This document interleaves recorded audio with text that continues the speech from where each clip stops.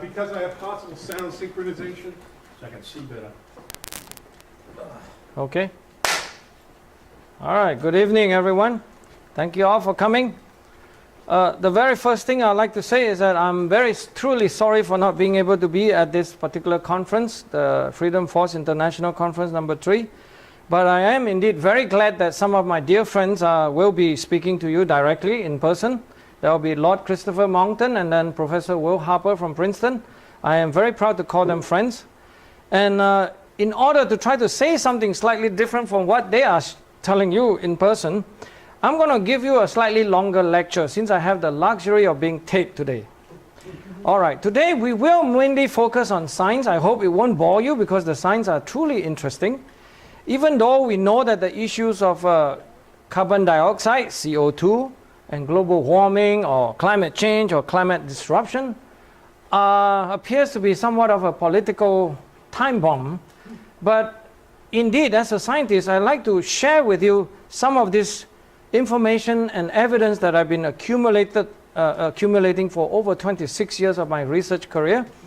And I like to say that most of these questions about climate and CO2 and the sun can really be addressed through science. So we should try to focus on science.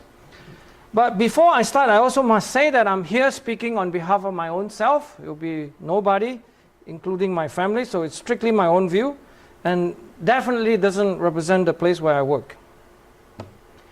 But before doing that, I'm going to start with some social commentary since I have the luxury of time.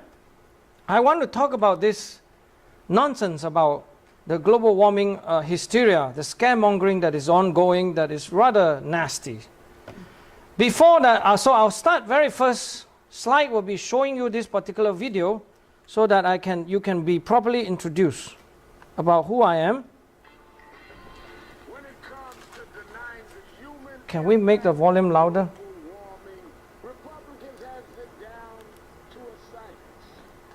This is Reverend L. Sharpton.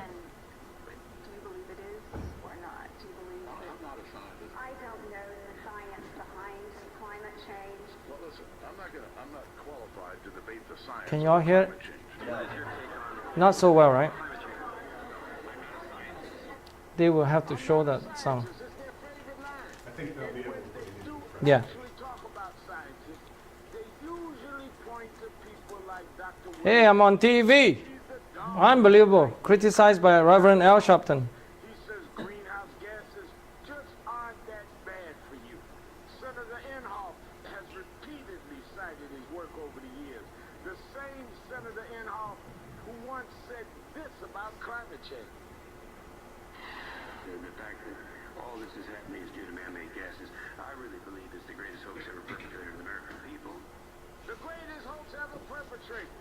And to back him up, he pointed to people like Dr. Seuss. These are scientists that cannot be challenged. I'm not too sure about that, Senator, because the New York Times reports Dr. Seuss has accepted... Here's what you should hear from New York Times. $1 million in funding from the fossil fuel. They forgot to say that 1.2 million years over maybe 10, 15 years. It shows that I have no skill of gaining money. So I apologize in advance to insult you in terms of making money. Well, I'm not a scientist, but I can sure spot a potential Conflict of interest if you want.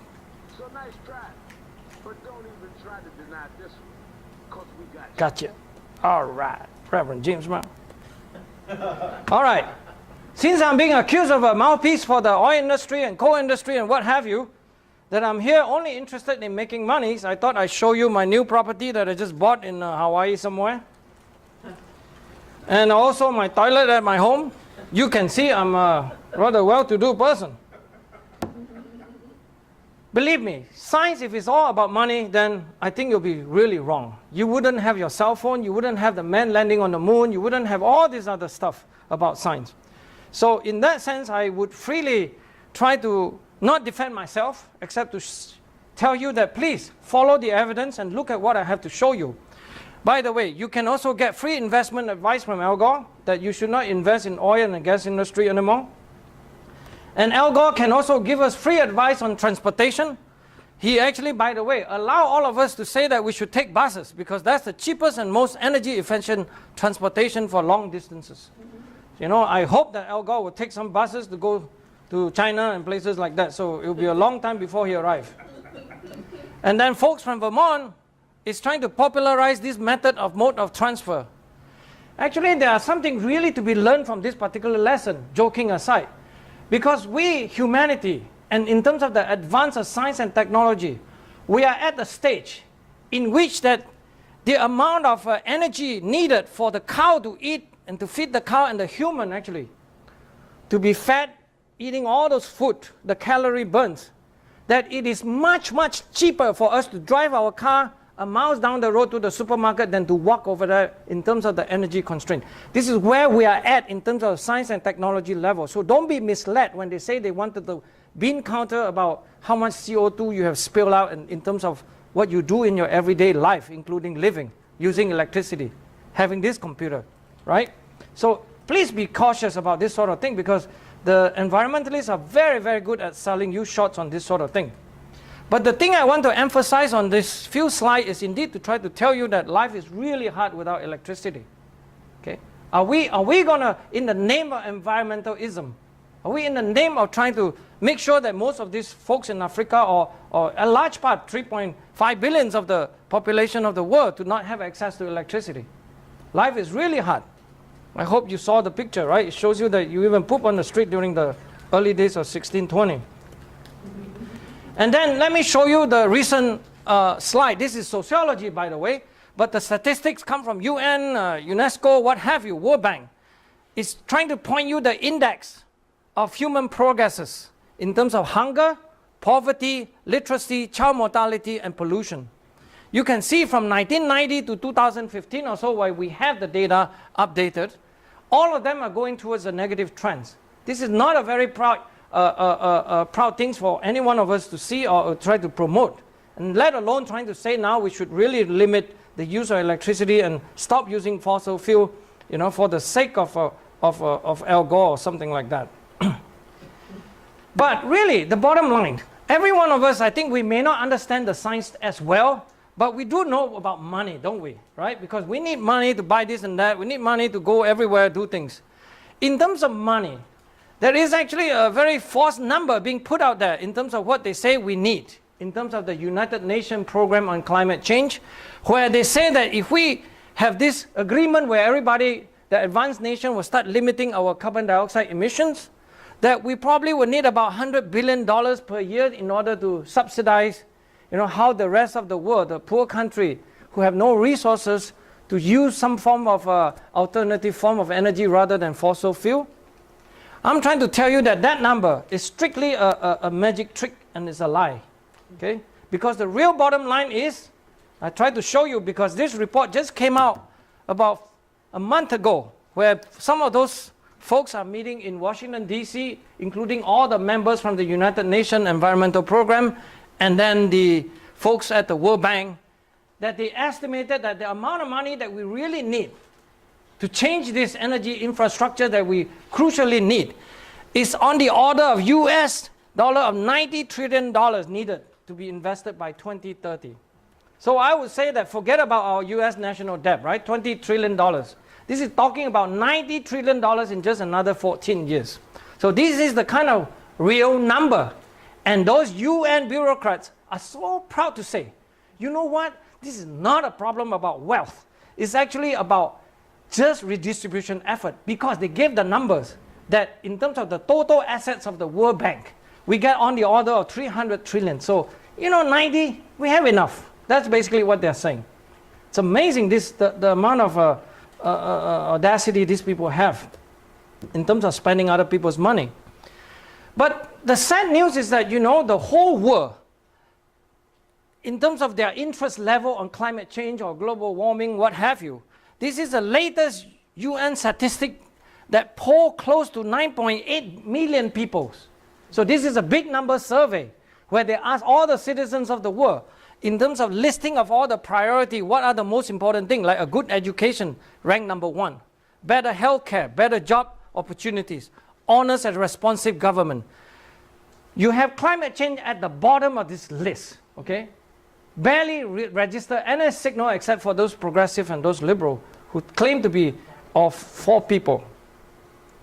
And then I want to remind with this slide, in terms of what energy subsidies are being put into, there are often this misleading information about how coal and gasoline and natural gas and petroleum industry are being heavily subsidized. But then if you look at the numbers that has been accumulated recently, you can see that solar and wind power, which is really, really totally inadequate, but then the amount of money going to subsidy these industries are really humongous compared to all the natural resources that we have in terms of coal, natural gas, and petroleum. So this is a very sharp contrast for those who try to argue that it is wrong to use coal and fossil fuel industry. You know, you better show them this particular chart. And then as you can see, those folks from the United Nations never ever give up. They just have the most recent meeting at Marrakesh, which just ended last week, where they claim again that, by the way, they are now all very scared because of the election of President-elect Mr. Trump, where they now claim that in terms of, instead of making the Paris Agreement, which was agreed on December of 2015 to take effect, let's say, November 4th, by the way. They claim that they're going to make it take effect November 4th, 4 days before our US election. So they play their politics. But now they all agree that they wouldn't be able to make sure the agreement take effect another 2 more years. Because now, as we can see, the toothless tiger has now got a toothache. So we need Mr. Trump to pull this tooth out from this tiger.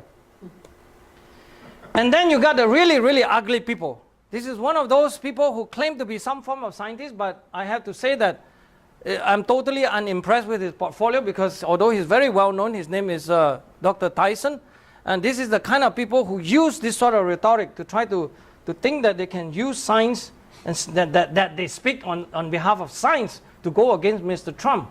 You know, I would say that as a scientist myself, this is really a very stupid statement from this Neil deGrasse Tyson.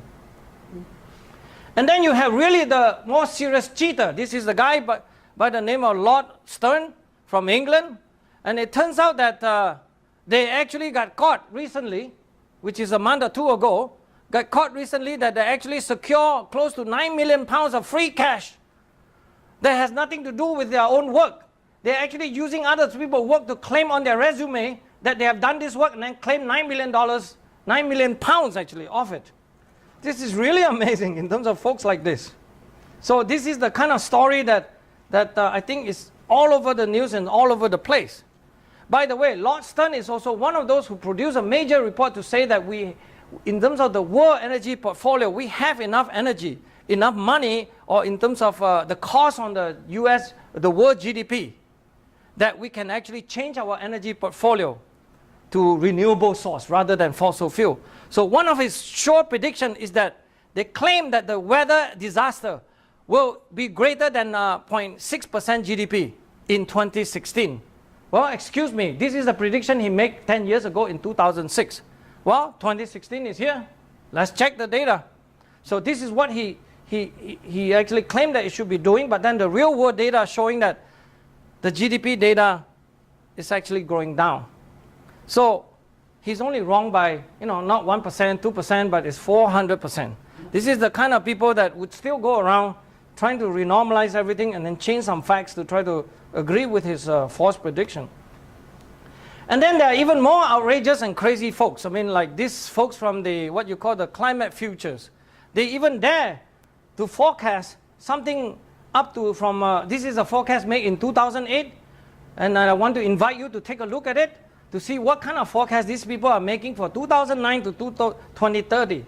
So one of them, they claim by 2018, you will have Antarctic Peninsula open for mineral exploration because, the claim is that all the ice will be melted completely.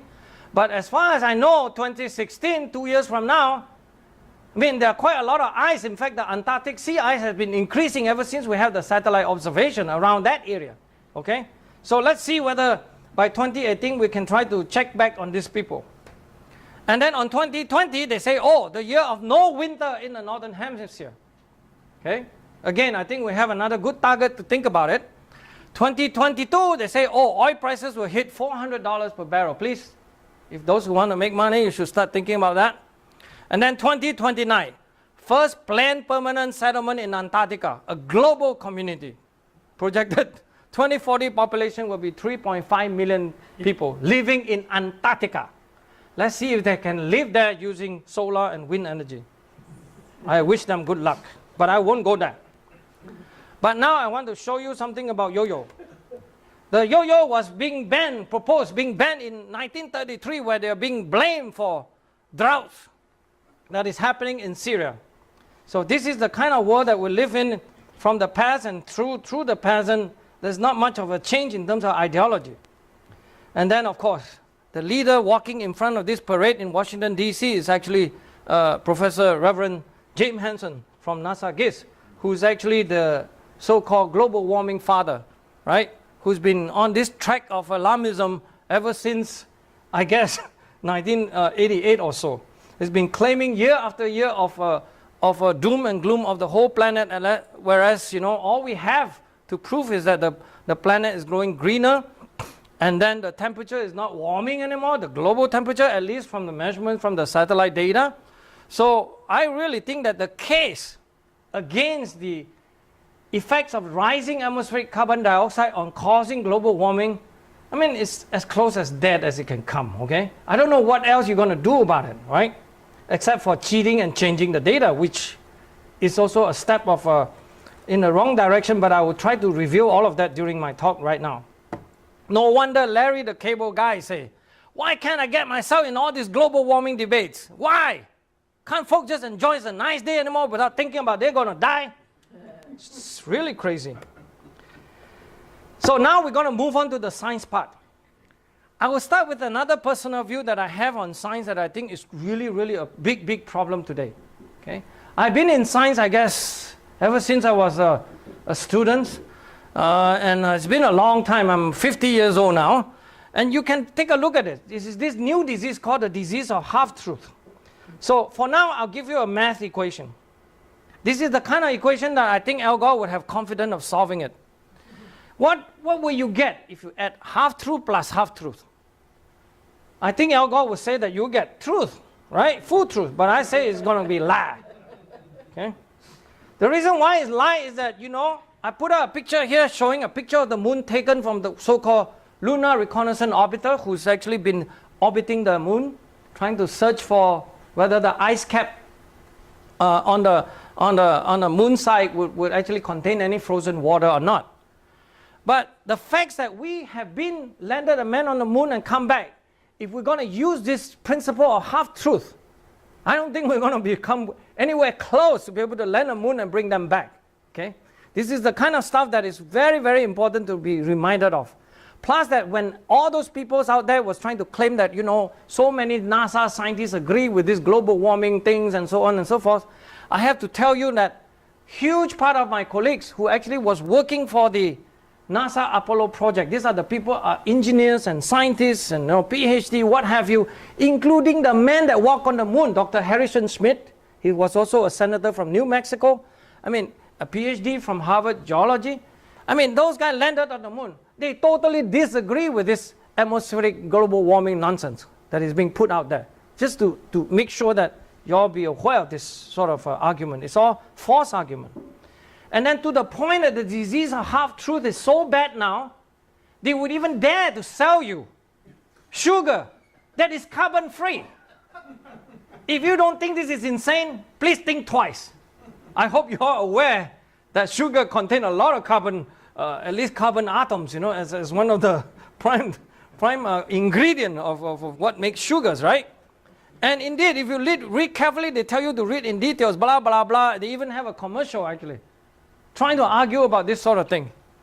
It's unbelievable that the culture that we live in now is totally dominated by this sort of anti-science popularism, or scientism, what I would say.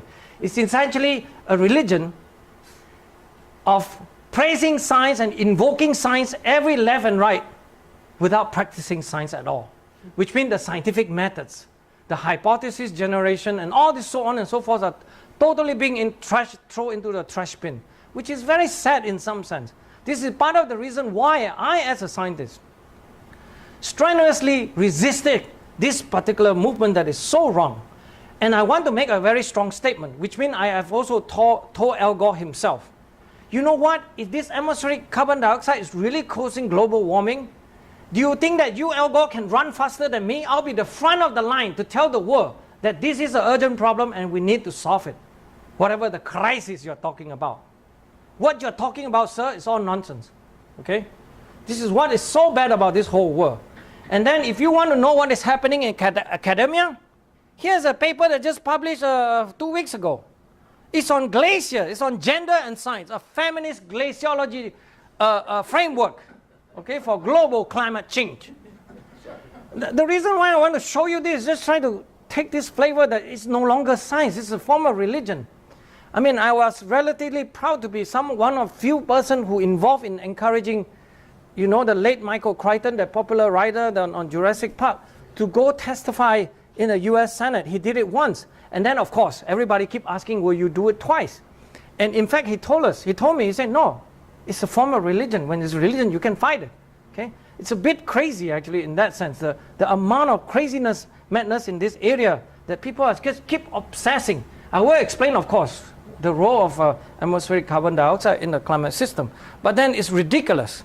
By the way, this particular paper is actually funded by close to $500,000 of NSF, National Science Foundation grant, a career grant given to the lead author. And then never mind if you can read actually the actual paper being cited. I just pick an example. One of the papers that is published in 2015 is called The Spiritual Significance of Glaciers in an Age of Climate Change. Spiritual significance? Okay, I'm sure that is partly science. And then another paper published in 2014. Do you have to be a tough man to be a polar researcher? Okay?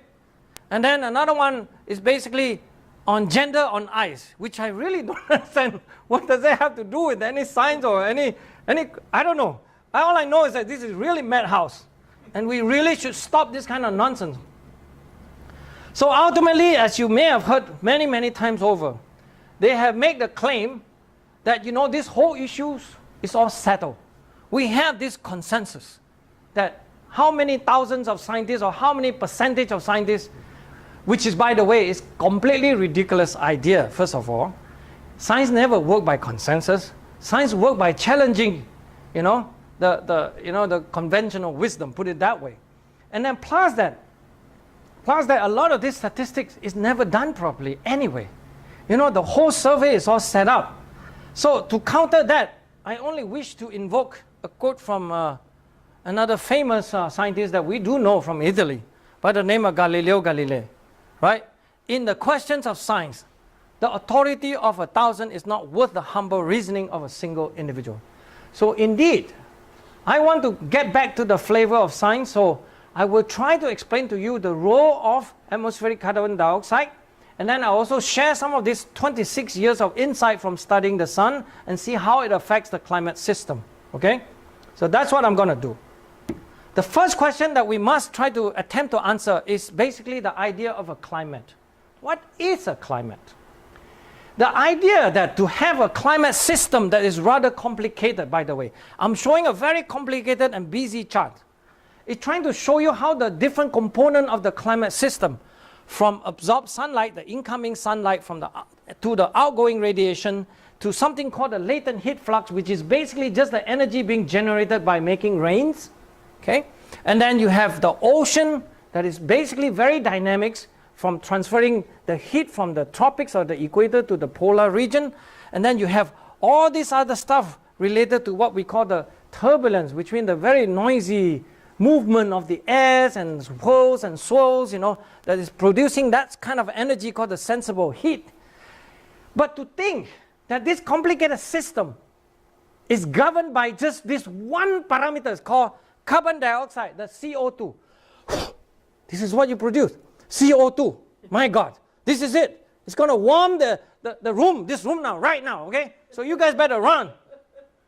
To suggest that, it's really a very crazy idea, by the way, okay? And I'll try to show you some of the tricks that how they can make such a case where almost half of the world population is being completely fooled by this particular notion. So for CO2, I'll just propose this test. I want to ask you guys, do you know which side of the picture is actually being manipulated, left or right? Right? Is this CO2 illusion or CO2 delusion? This is actually a very famous trick that people have been using on a lot of people. It's an image manipulation. But I have to tell you, man, this, as far as I'm concerned, the role of this carbon dioxide is extremely small and minimal, okay? But to answer what is climate, I want to propose to you this particular rather lengthy answer. It is not about atmosphere alone. It's not about just the air if you want to study the climate system. To study the climate system, do you know what you need to study? You need to know something about astronomy. You need to know something about solar physics. You need to know something about geology. You need to know geochronology, geochemistry, sedimentology, tectonic, paleontology, paleoecology, glaciology, climatology, meteorology, oceanography, ecology, and archaeology, and even history. And that list is completely inadequate. Okay? Just to give you a flavor. And this is why this particular focus on just the air carbon dioxide, it just doesn't do it. It's just a very foolish idea, actually. Okay? But for science, you know, it's no point of appealing to emotion if I look like I'm emotional here. The thing is about what are the facts. So I'm going to show you some evidence. Let's pose this question. How did the world's weather and climate trending in the past 2 to 3 decades, okay? Did everything go according to this CO2 plan, right?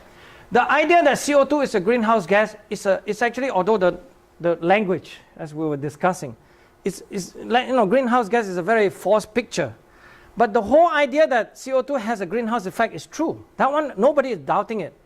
But I wonder if any of you know what is the main greenhouse gas in the whole climate system? Do you know? Water vapor, indeed, right? It totally, if you want to study greenhouse effect in a climate system, I will have a short answer for you. All you need to do is study water vapor. You don't really need to study CO2 as much. I will show you why, right?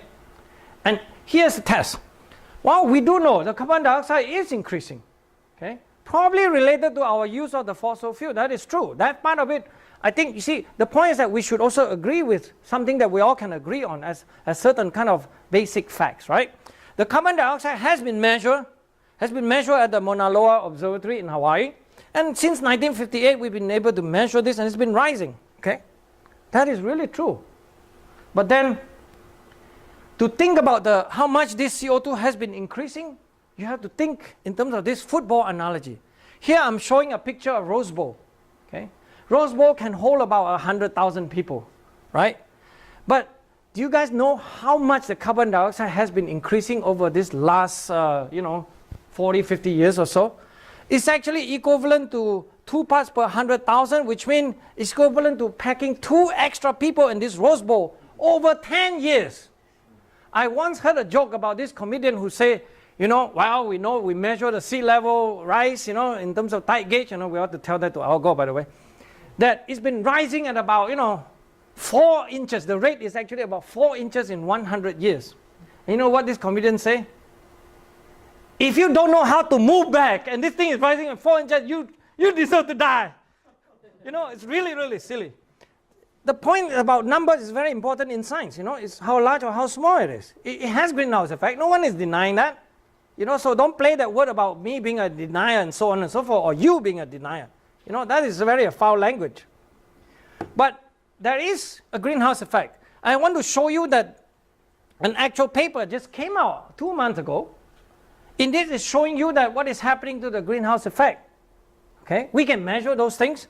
And here's what I'm showing you. I'm showing you the greenhouse effect occurring at the atmosphere and near the surface.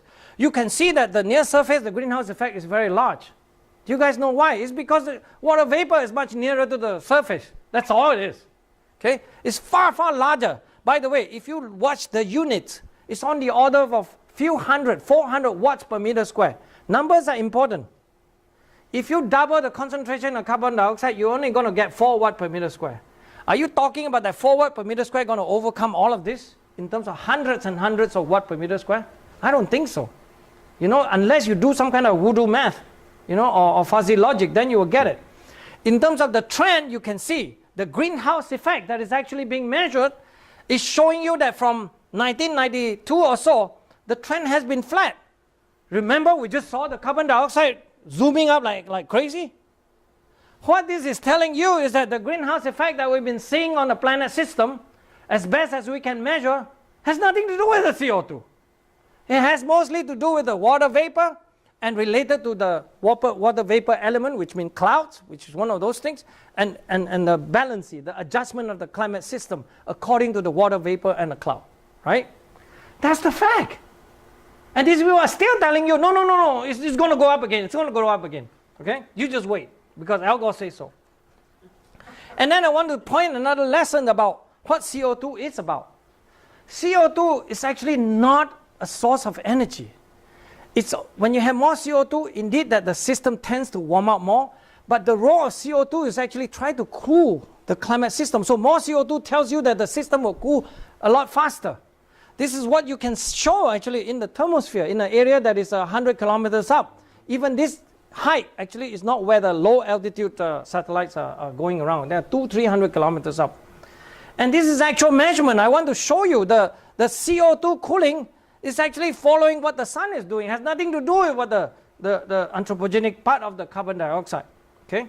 So if you look at this graph, I'm telling you, you look at the carbon dioxide everywhere, from the thermosphere to all these things, you just can find, quote unquote, the effects. Put it this way. All it does is trying to help the system cool. That's about it. Okay?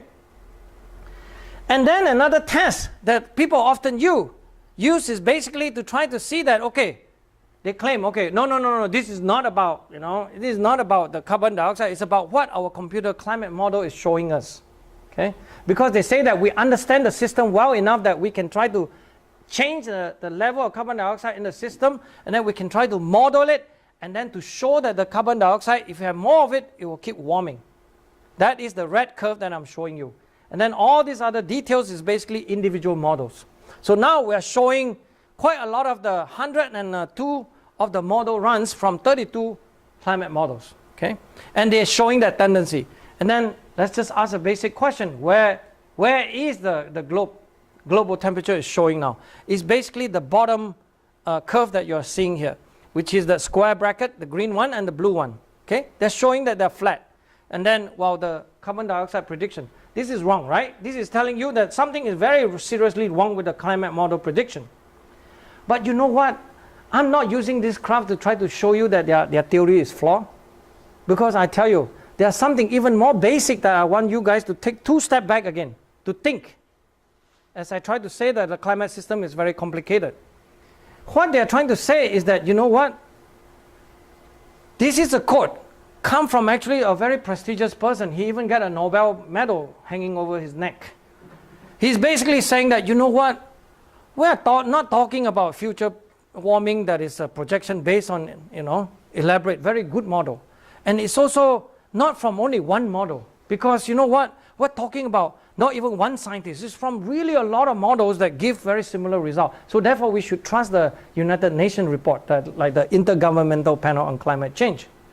For that kind of reasoning, I did already hint to you that, averaging floor model doesn't make it better. But there is a cartoon way to show this. You can ask yourself, if I have all these jet models, this average jet, all this jet passenger jet, you can ask yourself, if I digitize each of this and then I can add all this up, what kind of average jet would I get from this? This is basically the idea that if you take all these different climate models, you can average them up and then the result will be better. I can tell you it's rather fuzzy. That is the average jet. I wouldn't go on this kind of jet, okay? This is why I would never ever use the climate model to do any of this. There's another very basic thing that I think is really, really important to remember, which is GIGO about climate model. People like to say that it's about garbage in, garbage out, right? You know what I say? Nothing to do with garbage. It's actually garbage in, gospel out. It's what is big trouble. Because they're selling you a gospel, the wisdom of this carbon dioxide from Al Gore. You know what I mean? That is so important. You got to trust him, okay? And this is the kind of result they can produce. So for that, it's very clear that I would say, as a scientist, give me a faster computer, I'll give you the wrong result a lot sooner. So you do have to be aware of all these kind of tricks that they're pulling at you, okay? Every time you turn around, if you're not careful, they're going to pull that kind of stunt. Here's another standard IPCC trick that I want to show you, and you all have to be educated about it so that you can converse. my goal is basically that you do not be afraid of the science. Start talking to people that you love and care about you. Tell them about all these stories here. Just use 1 or 2 facts from here. Of course, I'm going to overload you with the information, but please try to contact any one of us and we will provide any information you wish on this. The standard trick of IPCC report is like this. They will show you a chart on your left, which is to say that, oh, red line is the model result. The black line is the observation we can measure. And guess what? Our model and the observation agree. Isn't that amazing? And then if we add in all the factors, the anthropogenic, the CO2, the methane, and then of course the sun and the volcano. They even claim that they know the sun and the volcano, okay? Oh, you agree. And then if you add only the sun and the volcano, look, oh, the disagreement. That's the standard trick. They've been using this trick for I don't know how many years. I really got a big headache. If anybody know anything about statistics, like 1 + 1 cannot be 4, that's what they're pulling a stunt on you. The left one is used 58 simulation from 14 models. The other one is from 19 simulation from 5 models. First of all, that is totally already throw out this thing in the garbage. And they're showing you in the IPCC report, hailing this as a confirmation of the model prediction. Okay? Don't worry, there are more. And they never changed the story. That was from a 2007 report. Now the 2013 report is the same thing basically. The idea is to keep selling you this junk as if that they actually have something to show. I know that some of you who are not used to numbers, what they're showing is the temperature from 1860 to 2010 or 2012 or so. They're showing that the model is very good. They can predict this climate change and all that stuff. But boy, have they been very dishonest to the people, at least the taxpayer. Even though you think you don't care about it, I think you should be caring about this. Here's the trick. Guess what happened? If you show the result, observation here, now I show 4 observations. One is the black line. One is all the different analysis, basically observation, but from shorter period.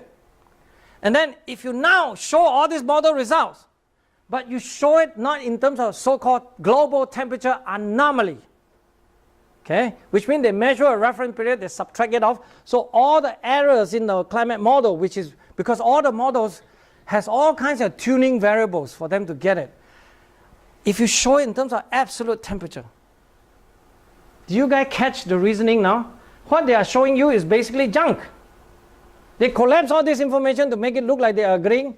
But if you look at this chart, you could never ever dare to show this thing and show people pounding my chest. Oh, I'm right. Elgo, I'm right. Look at it. So, not only that, it's even worse. In our US, United States Environmental Protection Agency, this is what is actually being shown by the IPCC, which is in the temperature anomalies. Some crazy guy from US EPA, because they say that is not convincing, it must be somebody high up telling them that, why don't we put in absolute temperature? Do you see now the tricks? This is so dumb actually. It's so crazy. It shows you that they don't care about facts, they don't care about truth. They were showing the anomaly, but you see the real absolute temperature should be this one. But they're showing this, they just correct like this. They just thought that you can automatically just change the unit. It shows you so bad. The science really stink if you want to care about science. And this really comes from US EPA if you don't believe me. Now I'm going to move on to another area, which is coming to the sun, where I'm studying the sun for quite a long time. I hope you all know what this is. This is actually sitting at a single location and watch the sun change over 1 year. Right? Summer is at the top, winter is at the bottom, right? Low angle, because it's moving to the southern hemisphere. And I want to introduce you. This is the idea of season. So let me give you a real test on the climate model, okay? I'm not going to ask climate model to do any CO2, all this other nonsense. The simplest thing that we know is the Earth temperature, especially you are in a slightly mid-latitude to high latitude or Arctic or Antarctica. We know what we have all the time is season, right? So now what I'm trying to show you is that if we can calculate, if the model can calculate so-called what we call the seasonal amplitude, like summer, winter, how large is the thing changing from 1940 to 54 to 2000. And then you also measure this at the bottom, which is actually the phase. When is the spring and the summer arrive? Okay. If you measure these two things, and then you plot what the model is showing, they're all over the place. It's really like closing your eye and then just trying to throw the darts and see whether you hit something, right? And then, of course, ultimately, I know you know the punchline. Where's the observation, right? They got it all wrong. I mean, I don't know. We're not even requiring them to do anything. We ask equivalent model, can you do the seasonal cycle? A lot of them say, yeah, we can do that, we can do that. We're good, we're so smart. Look, I'm sorry, I can't agree with you because it's wrong. By the way, these are all published in a very good journals, and then where you really cannot refute this sort of thing. And they're still trying to hide this sort of information from the public. How many of you have ever heard of this? None, right? Because it's true. The problem is that this thing is very well hidden in a lot of sense. And as a scientist, I have to say I'm a bit frustrated.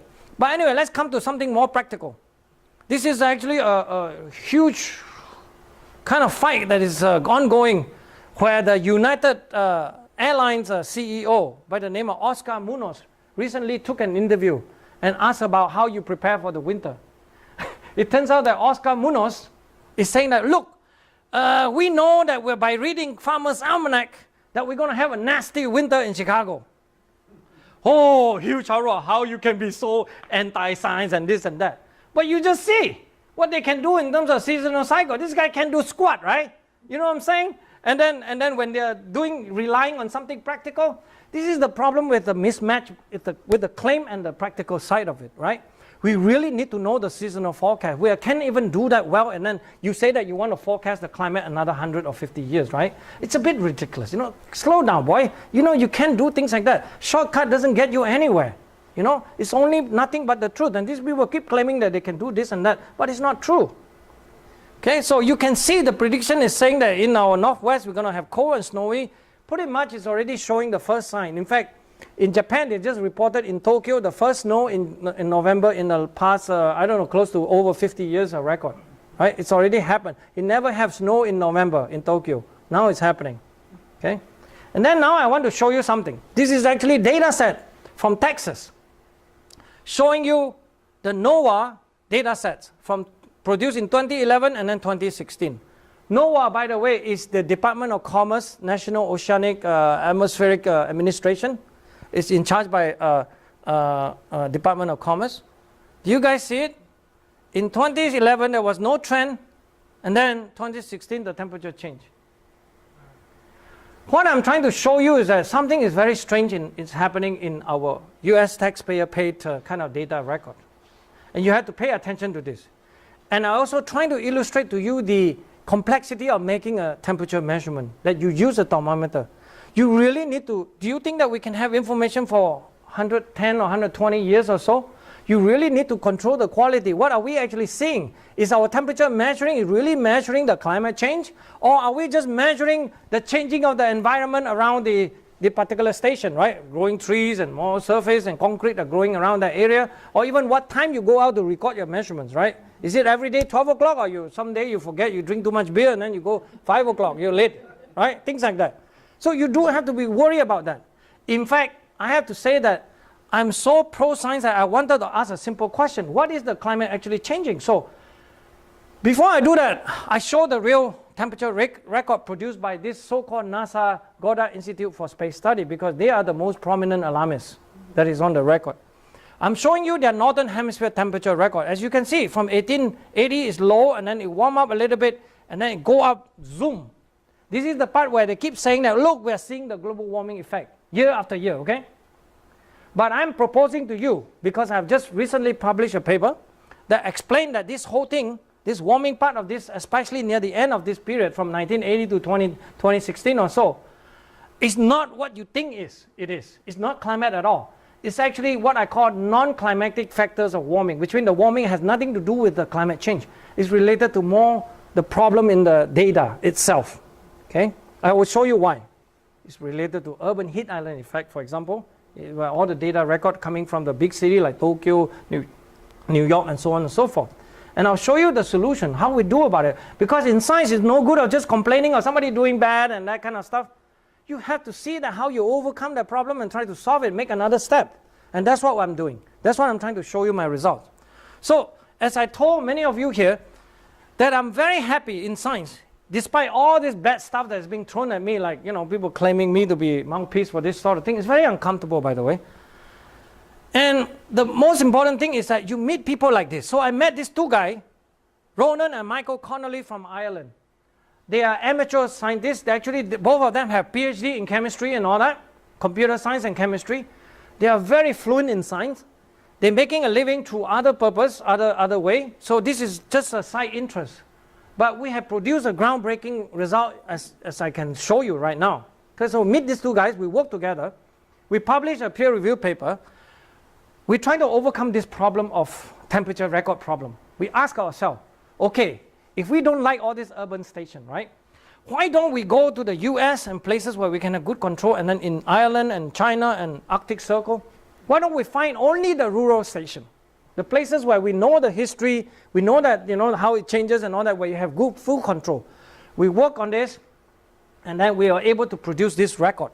Okay, rural China, rural USA, Ireland, Arctic Circle, and then combine them together to produce this so-called Northern Hemisphere temperature change record. Okay, and let me show you in details. Look at what our temperature record. It doesn't look anywhere close to what is being shown by the NASA GIS result. Okay, because you know why? You saw, right? They were having that, the end of it was really high. We got one that is really more or less similar between the 1940s warm and the 1990s. Okay, so but what is this? The first thing we check is that can we find any evidence that can support what we just show you? So yes, we can. Actually, what we show here now, the blue curve versus the black curve is actually what I showed before, the Northern Hemisphere temperature, through only considering the rural station, so that you don't have no effects from all these other problems that you can conceive of. But if you show the sea surface temperature, which is actually not affected by all of this, you can see within the error bars, we are able to recover what is being shown here, which means the 1990s is not really high, way warm compared to 1940s. It's about the same, more or less, within the measurement errors, okay? So we're able to show that. Then we find all these other measurements that is available, like, for example, what the glacier change is all about. The glacier stations are all over the place. And then we find if we can compare our Northern Hemisphere temperature series with those. Okay? This is called independent validation or test of the idea, right? So we show that our temperature record is reasonable as well. And then we also show comparison with 3 rings that is spread all over the Northern Hemisphere. And you can see the 3 rings, it doesn't have very large changes on the multi-decadal sign between every 50 years or 100 years, but it still have a reasonable resemblance to what we are measuring in terms of our data. Because 3 ring, we know that it's sensitive to changes on year to year, but it's not so sensitive to changes over 100 years or so, right? So that's why it's underestimated the changes a little bit. But again, this is just a test to see whether we can do it or not. But then when you compare with the climate model outputs, you can see that the climate model just don't even come close to what we are actually producing in our record. Okay? Now I want to get into another topic that is rather sensitive. Now I want to show you the NASA GIS result. In 2001, they produced the upper curve. You can see there's this warming, and then remember, the end here is not true anymore in my opinion, but now I want to focus on 1940 to 1970, because that's the part where people was just focusing on global cooling, right? The ice age is coming. And 2016, you can see, all of a sudden you have a very sharp cooling, all of a sudden it becoming no more warming, okay? I hope you see that. I have to say that this is purely a form of manipulation of the data, in the sense that if the data doesn't agree with the idea, instead of saying that you change your theory, they actually change the data. Okay? This is what you call agenda-driven science. It has nothing to do with science. It's no science. I shouldn't use the word science. Okay? And first thing I want to be sure that you agree that there is a global cooling on that time from 1940 to 70 is that I pull out a data, actual publication in 1978. At that time, you can say people were still pure in some sense, so they dare to publish this kind of result, right? Or else they won't go to any jail or gulag, right? So they're able to show that, okay? And then you can see, by the way, any of you heard about Climate Gate email? This was in 2009, where a bunch of the emails from the United Kingdom, University of East Anglia, where it was shown that many of the emails were released. We don't know who yet, but the point is that it shows how the internal dealings. This is one of the emails telling you that if the data do not fit the agenda, you adjust the data. They were discussing among ourselves, oh, can we reduce this ocean blip by 0.15 degree? This would be significant for the global mean, but blah, blah, blah. It would be good to remove at least part of this blip, because they don't like the warming in 1940s. They've been telling people, they're discussing among themselves, they're doing this kind of stuff. I'm telling you, please, by the way, I refuse to give my email to Greenpeace. But I have to tell you, if you want to see any of my email, you will never find anything that I will be talking about things like this. It's so ridiculous, It's so unethical, actually. It's not even about science anymore. It's just about ethicals, And if you can see my email. I don't really care. In fact, Professor Dick Lindzen from MIT is a friend of mine. When the climate gate broke out, he said, oh, if they want to see email, go ahead, see all of mine. I don't care. Because we have nothing to hide, that's the point. But the point is that for me, I'm just stubborn in the sense that why do I want to give my email to Greenpeace? Greenpeace neither help nor have any interest in science. All they do is basically trying to find a little misquote and use one of those things. That's why I refuse to let them do, because plus they are not science at all. Why do we have to listen to Greenpeace on any of this? I'm sorry, you are out. You're not even qualified to ask that question. So what's going on when you're doing things like this? How can the ghouling tendency be ignored? Who can we consult on this important matter? By the way, it shows you that nature, data shows it. Now let's get data from armadillo, the state animal of Texas. Okay, it was named a state animal in 1927. Okay, it turns out that this phenomenon is so prominent because armadillo is one of those that don't have that ability to control its body temperature so much, so it depends on the environment very strongly. And in winter especially, it will die if it gets too cold. Okay? This is why in 1972 there was a paper already published showing you that a survey that started from 1846 by the famous James Audubon, you guys know about Audubon Society, where they were kind of showing the migration, the movement of the population of armadillos, right? Moving a little bit because 1800s or 1840s was a bit cold, so it started warming up. So you can see by 1927 it populated almost the state of Texas. So that's why it's a Texas state animals, right? And then it moved up, and then you can see in 62 it reached almost the southern part of Nebraska. And then by 72 you can see it's being located about south of Kansas already. Okay, that shows you that the cooling is real. This is actually the ultimate test of actually warm or cold, or how the climate is behaving, actually evolving. So I am quite sure that with this sort of information and data, that I believe that what we produce, for example, this is what is produced by our work that being published in peer-reviewed literature from 40 to the 70 is real. Actually, it's all by numbers, right? Those guys are changing it to almost zero, no change. We are actually saying that it's a very large cooling from about half a degree or so Celsius. You turn that in Fahrenheit, you get about 1 degree Fahrenheit, right? So another test that I have, one final test, then I'll show you the result, which is this measurement. This is the blue line is actually our data that we did by instrumental data. Then we show the satellite measurements. Okay? And we show that we can also agree pretty well with the satellite measurements, which I'm very proud to show. And this is actually show after we publish the data, because somebody was asking us, how does your data compare to the satellite? So as a scientist that produce something that's not wishy-washy and just going to last as long as it can, because when it's true, when it's wrong, I will tell you, hey, I'm wrong. So I got to do it again, right? But at least it's reasonable, okay? And then so if you put that together, this is what it looked like. Now, the ultimate punchline is that what can cause this sort of changes, right? I hope you all realize that this is something about our suns. It's actually this just to show you, give you a perspective about the diameter of the sun versus the earth. It's about 110 times, right, smaller. But it's not about big or small and all that. It's about energy. It's about the amount of energy that's been given from the sun to the earth, right? For that one, there is no doubt the total power coming out from the sun is about 1 billion times bigger than what can be given out by the earth, because the earth don't have any self-sustained energy. The only thing you have is a little bit of radioactive decay elements in it. That's it. It doesn't have energy to power itself. And then if you look from the perspective of weather and climate, you can see that the sun provided almost all the energy. From just burning coal and fuel, you can see it's just so tiny amount of energy heat flux that you can produce. It's way too small. So, and remember, as I told you, the CO2 greenhouse gas is not an energy source. It just changes how the ability of a climate system to cool itself. Okay? And so it's not a form of energy. In fact, I even challenge Secretary of Energy, the guy with the Nobel Prize in Physics, Dr. Let me see, what is his name again now? Stephen Chu. from Stanford who got a Nobel Prize for laser kind of confinement. This is the man who got a Nobel Prize in physics, trying to argue that the Greenland ice sheets will melt because of the rising atmospheric carbon dioxide. I really have a headache from that. I did challenge him. Can you shine your 15 micron, which is where the CO2 is emitting, laser on the ice sheets? I like to wait and see how long it'll melt. Serious, okay? That's the kind of problem that we have here. It's just strange thing about agenda first, science second. I'm sorry, science had to be first, always first, always first. And people can make the decision. Politician, policy, what have you. I really don't care about anything else, actually. I won't dare to tell you how to live your life, how to use your energy.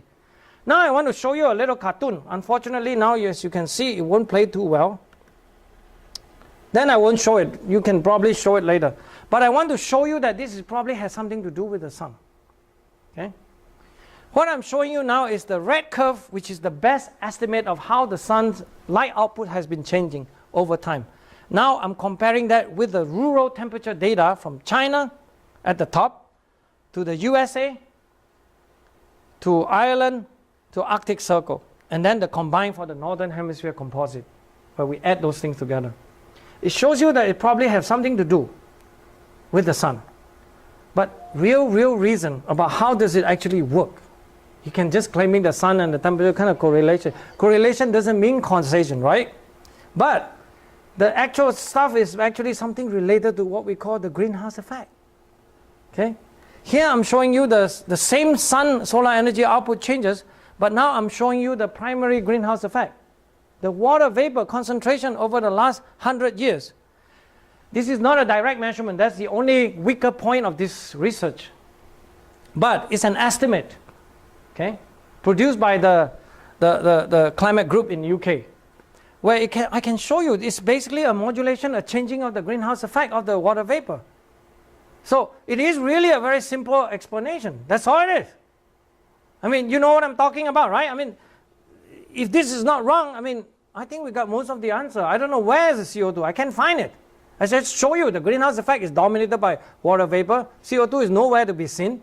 We just can't keep finding them. So as a concluding slide, I would just say this idea about rising carbon dioxide causing the climate to change is just not true. Okay? We hardly can see that it will cause the climate to warm or even to cool. For example, people say, oh, if we want to cool, we just remove carbon dioxide. No, it doesn't work that way, I'm sorry. Okay? And instead, all we can see is that this carbon dioxide level and the climate, and especially the temperature, is disconnected. There's no direct connections there, in the sense, you know. So if you cut your carbon dioxide emission to zero, just cut it. Like I asked Al Gore, if we cut all of that zero, what will we get, Mr. Gore? He won't answer this question. You would think that if you are so confident that this rising carbon dioxide is going to cause global warming, going to cause all polar bears to start dancing, wearing a bikini, what are you talking about? And you won't dare to even say that, you know, if I cut carbon dioxide, that the globe will cool. He won't say that. He knows that this is not so true. That's the point, right? This is the kind of problem. So instead, you will, for example, if you cut carbon dioxide emission based on actually use of electricity, then I think you're really going to hurt the poor people and harm the animals and all of that. In fact, if you cut the CO2, there's an idea about, ridiculous idea about carbon sequestration. Put the carbon dioxide on the ground again. I don't think that is even a good idea because carbon dioxide is plant and seafood. You know, what are you talking about? Why are you doing that actually? In fact, I was also trying to trap Al Gore to make sure that he said that it's cool, and then I say, who's going to be responsible for the ecosystem crisis? Imagine that you don't have CO2 in the air. What the plant kingdom is going to do, right? Are you going to be responsible for that? How much money are you betting now?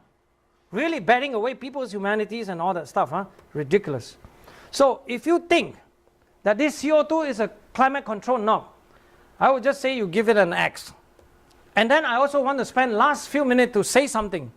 This is actually in honor of Justice Antonin Scalia, who is one of those Supreme Court justices that unfortunately passed away earlier this year in January. Where, you know, this is a case that is very famous, actually. It's Massachusetts, our own state, versus US EPA, right? Suing the US EPA for not executing the global warming doctrine, put it that way, to try to force all the industry to shut down their their emission of CO2 essentially. Basically, don't use coal, basically, right? Don't use natural gas even, right? Maybe use solar power, use wind. Put it near Kennedy's house. Put it that way. And that's what they want to do. But then I want to tell you, this is why they have to label carbon dioxide to be some form of air pollutant before it will be lawfully right to say that we want to regulate this thing.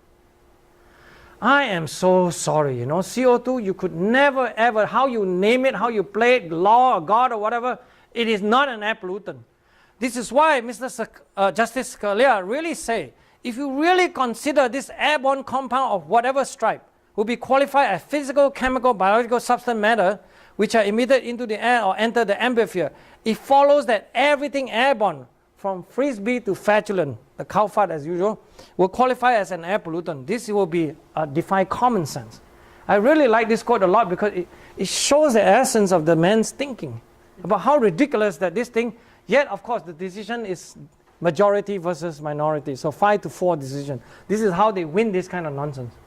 Through the court system rather than argue through physical sciences. As scientists, I can tell you, we've been asking for open debate. Open debate. You want to have your best guy, you bring your best guy, we bring our best guy, we just let people decide. Why are you afraid of these things? In some sense, I would like to see more debate going on in terms of scientific stuff. Because lay people can understand. They always keep saying, oh, it's too complicated, all this science, they wouldn't understand the nuances. They always love the word. I hate that kind of thing. What do you mean? It's a fact, you just say it, you know what I'm saying, right? CO2 is a greenhouse effect, everybody know that. But if oxygen is that dangerous, see what it's going to cause to your lung if you're breathing too much of the oxygen in there. So finally, this quote that I like very much from Kafka, from the fiction world, where true things lead and untrue things can really mislead. And then, before we end this stuff, I really have to play this video. I'm going to invite everybody to sing this song. Hold on. Is it going back? Okay.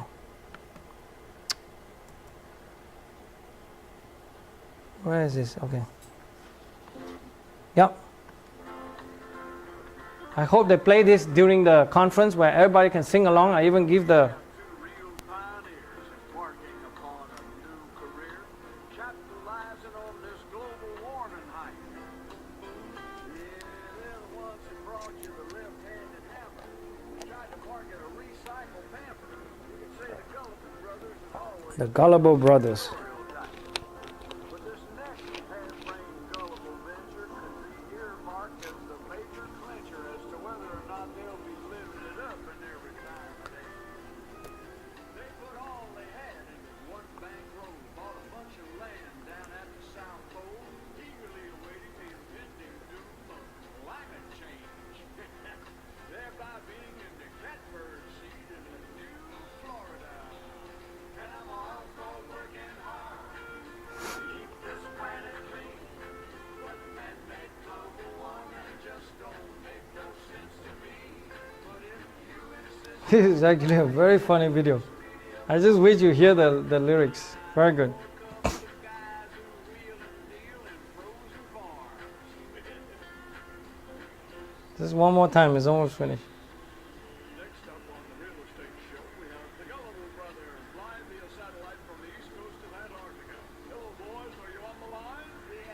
Yeah, I'm Gary Gullible. It's my younger brother, Justice Gullible. Thanks for having us on the show. You bet. What actually do you have available in the way of land? We got this beautiful home sites available, which oceanfront, one size smells a little thin. And you should, God, it's cool. And we've got some beautiful farms and more inland, which Be no stock stall. Pelosi win beauty contest at the zoo. But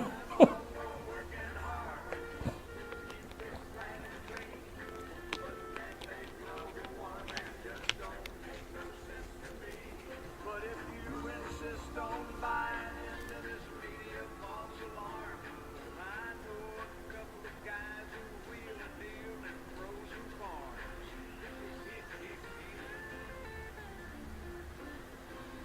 Well, boys, what's the weather like down there?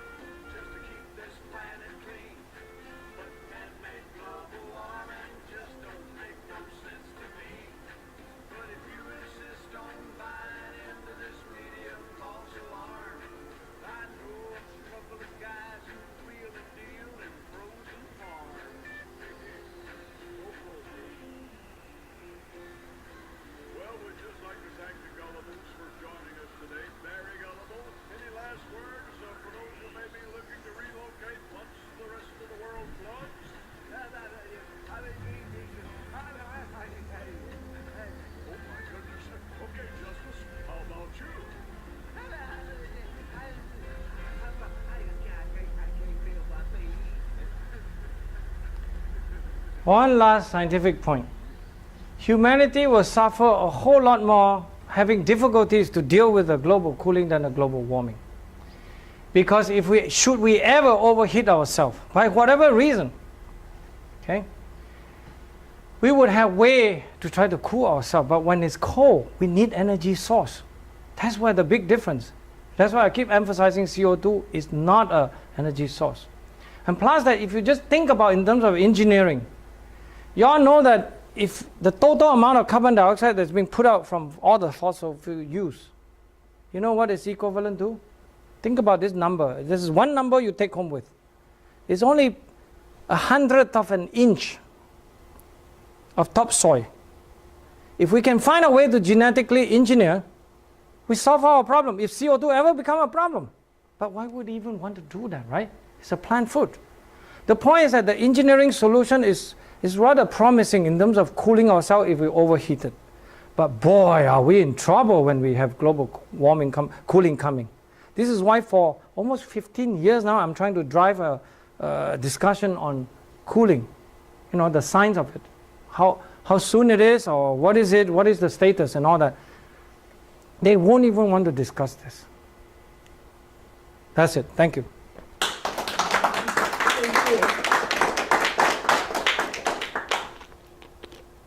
That's it. We turn it